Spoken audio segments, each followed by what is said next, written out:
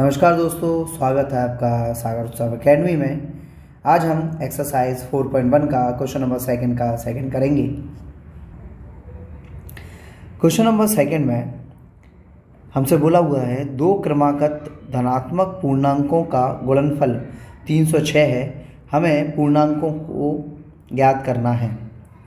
दो क्रमागत धनात्मक का मतलब क्या हुआ? धनात्मक का मतलब तो होता है प्लस, क्रमागत का मतलब है एक के बाद एक।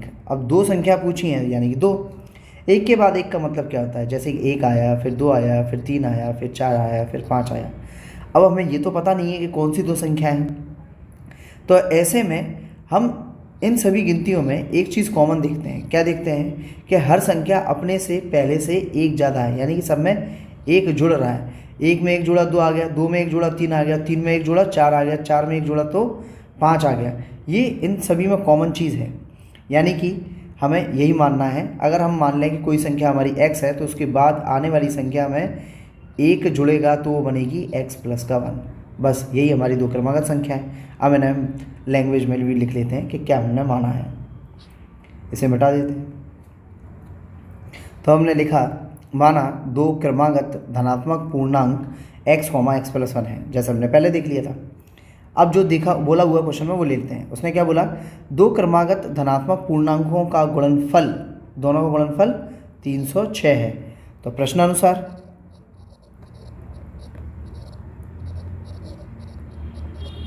दोनों का गुणनफल यानी कि x प्लस 1 का गुणनफल, तो गुणनफल अपना 306 है। अब इस बीच में गुणा लगाओ या ना लगाओ, क्योंकि ब्रैकेट का मतलब ही गुणा होता है।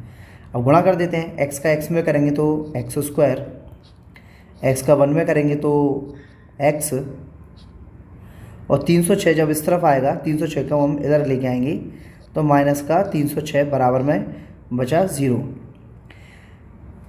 एनसीईआरटी में हमारा यही सॉल्यूशन है। मैंने आपसे पहले भी बोला कि इतना ही सॉल्यूशन दे रखा है उन्होंने।